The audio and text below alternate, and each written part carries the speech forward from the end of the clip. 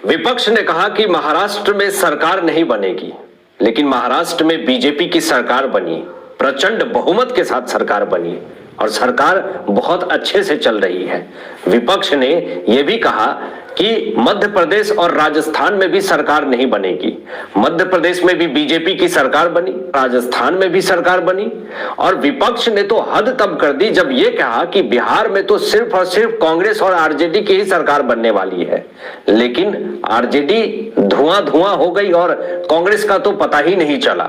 NDA की सरकार बनी, प्रचंड बहुमत के साथ एनडीए की सरकार बनी और एक एजेंडा जो विपक्ष सेट कर रही थी कि विरोधी हमेशा से बीजेपी को कुचलने का काम करती है, इनके जो ये एजेंडे थे वो साफ तौर पे फेल हो गई। बीजेपी की सरकार अभी तक पश्चिम बंगाल में नहीं बनी है।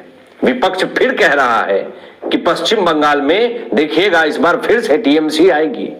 फिर से एक एजेंडा सेट किया जा रहा, एक इकोसिस्टम, एक लॉबी एक्टिव है पूरी तरीके से और ये चारों तरफ फैलाने की कोशिश कर रहा है कि इस बार फिर से बीजेपी की सरकार पश्चिम बंगाल में नहीं बनेगी। तैयार हो जाइए, बीजेपी की सरकार बनने वाली है पश्चिम बंगाल में। जिस तरीके से एसआईआर हुए हैं, जिस तरीके से एसआईआर चुनावी घोटाले में ममता बनर्जी का नाम सामने आया है, जिस तरीके से सुप्रीम कोर्ट से चुनावी घोटाले मामले में, एसआईआर मामले में जो ममता बनर्जी को झटका मिला है, उससे बड़ी समस्याएं बढ़ गई है ममता बनर्जी की। बताएंगे पूरी खबर क्या है, लेकिन उससे पहले बीजेपी एमएलए अग्निमित्र पॉल जी का यह बयान सुनिए कि किस तरीके से सीधा जेल जाने वाली है ममता बनर्जी।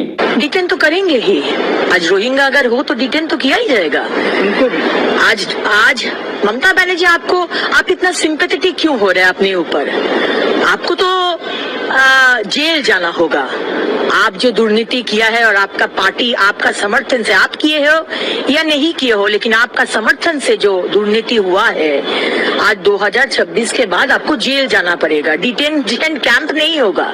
आज जो रोहिंग्या है, जो बांग्लादेशी है, उन लोग को जरूर डिटेंशन कैंप पे अगर होम मिनिस्ट्री चाहे तो लेकर जाएगा, लेकिन पुशबैक किया जाएगा। जो हमारा देश का नहीं है, वो हमारा देश कोई धर्मशाला नहीं है, हमारा पश्चिम बंगाल कोई धर्मशाला नहीं है कि जो भी बोले आप बोल देंगे ठक ठक करो और हम आ जाओ हमारे पश्चिम बंगाल में। ये हम लोग होने नहीं देंगे। बंगाल तो भारत का हिस्सा है, लेकिन आप ममता बनर्जी आप तो सोचते हैं कि आप एक प्रधानमंत्री है एक दूसरे देश जिसका नाम है पश्चिम बंगाल। जैसे इलेक्शन कमीशन ऑफ इंडिया ने यह ऐलान किया कि पश्चिम बंगाल में एसआईआर होगा, जैसे बिहार में एसआईआर हुआ तो बीजेपी की सरकार बन गई, प्रचंड बहुमत के साथ एनडीए की सरकार वहां पे बनी। जैसे ही इलेक्शन कमीशन ऑफ इंडिया की तरफ से ये बड़े ऐलान होते हैं कि एसआईआर होगा, जितने फर्जीवाड़े घोटालेबाजी चली है, फर्जीवाड़ा वोटर लिस्ट में हुआ है, उसका पर्दाफाश होगा। इससे ममता दीदी पूरी तरीके से बौखला गई और साथ साथ टीएमसी के तमाम जितने भी नेता हैं वो बौखला गए और एसआईआर का विरोध करने लगे। सुप्रीम कोर्ट से बड़ी लतार लगी इनको। लेकिन सवाल ये उठता है कि जब एसआईआर होना है, साफ सुथरे तरीके से होना है, जब इलेक्शन होना है तो साफ सुथरे तरीके से होना है, तो फिर इस पे टीएमसी क्यों विरोध कर रही है? ये सबसे बड़े सवाल खड़े हो रहे हैं और जो वहां के लोकल्स हैं वही सवाल खड़े कर रहे हैं कि आखिर दीदी को इतनी समस्या क्यों हो रही है। एक बार पूरी तरीके से जांच हो जाए, सारा जांच सामने आ जाए कि आखिर क्या सच है क्या गलत है।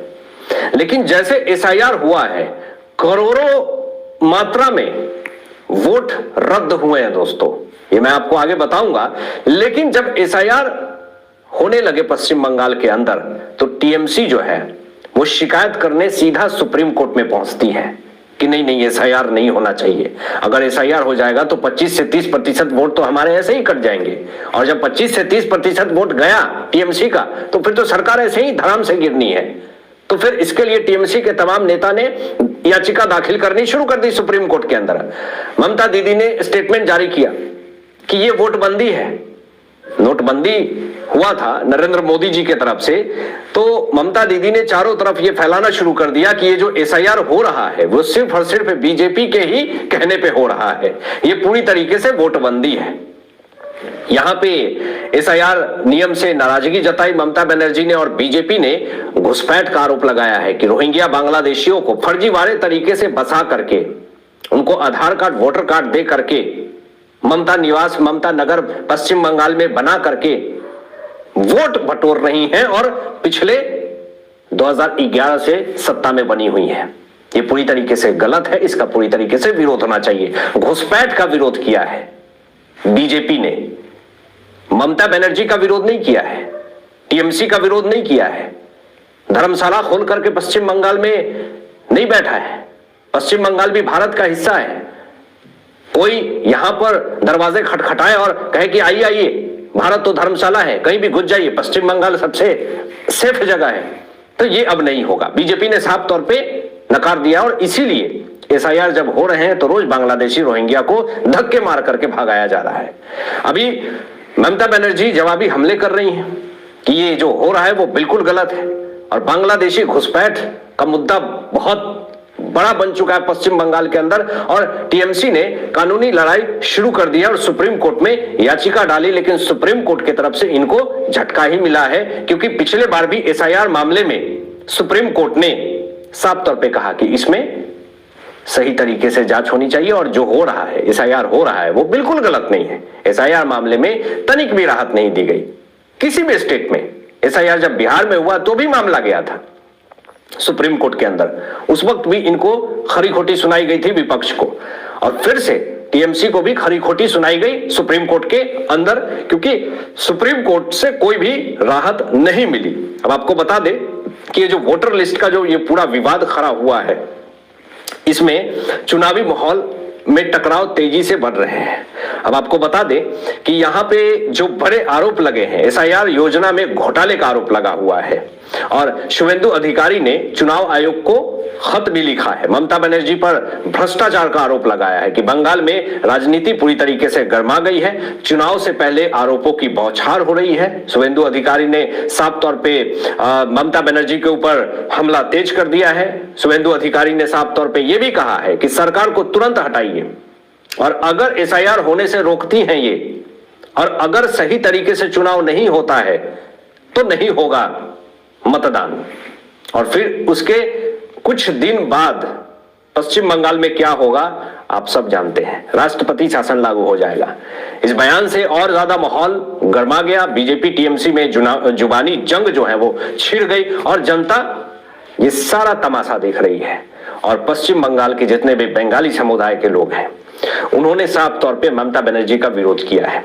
कुछ लोग तो ये भी कह रहे हैं कि जिस तरीके से महाराष्ट्र में मराठियों ने बीजेपी के ऊपर भरोसा जताया, बिहार में बिहारियों ने बीजेपी के ऊपर भरोसा जताया, राजस्थान में राजस्थानियों ने बीजेपी के ऊपर भरोसा जताया, मध्य प्रदेश में जितने भी मध्य प्रदेश वासी हैं उन्होंने बीजेपी के ऊपर भरोसा जताया। एक बार पश्चिम बंगाल में बंगालियों को बीजेपी के ऊपर भरोसा जताना चाहिए क्योंकि टीएमसी के सरकार में बड़े बड़े घोटाले हुए हैं। शिक्षा घोटाले से लेकर के पेपर लीक जैसे मामले ना जाने कितने सारे मामले सामने आए हैं, उसका पूरी तरीके से विरोध पश्चिम बंगाल में हो रहा है और इसीलिए टीएमसी को इस बार लग रहा है कि हमारी सरकार पश्चिम बंगाल में नहीं बनने वाली है। बंगाल में एसआईआर का जो ये विवाद है और तेजी से बढ़ रहा है और इस पे टीएमसी जो है वो एक अलग माहौल से इलेक्शन कमीशन ऑफ इंडिया को घेरने की कोशिश कर रही है।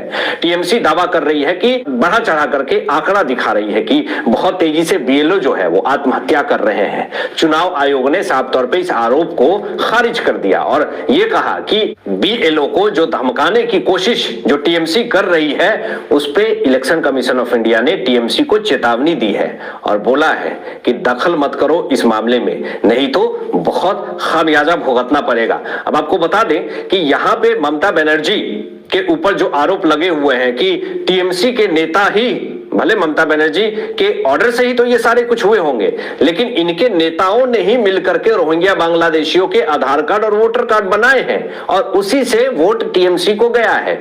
इसीलिए तेजी से बड़ी मात्रा में वोट कट रहे हैं टीएमसी के। अब वोटर लिस्ट में बहुत सारे ऐसे मृतक हैं, उनका भी वोट टीएमसी को जाता था। अभी 88 लाख नाम संदिग्ध हैं दोस्तों। बताया जा रहा है कि 2 करोड़ से ज्यादा ऐसे नाम सामने आए हैं जो कि संदिग्ध हैं। टोटल 2 करोड़ वोट रद्द हुए हैं। अब ये सारे वोट किसको जाते थे, किसकी सरकार है?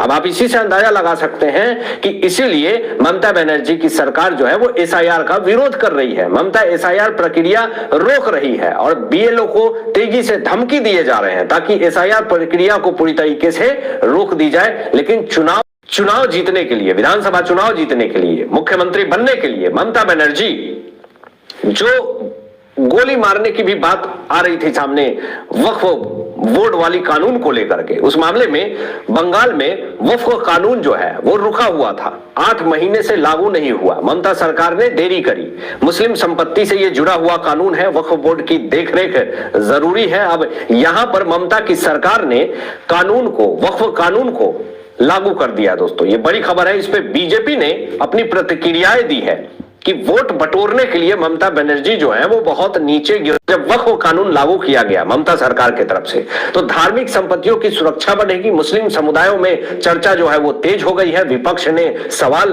उठाने शुरू कर दिए हैं, चुनावी माहौल में मुद्दा बन गया है। अब इस वक्त इस सिचुएशन में वक्फ कानून लागू करना ममता सरकार ने मुस्लिम समुदायों की वोट बटोरने के लिए एक मास्टर स्ट्रोक प्लान जो है वो खेला है। इससे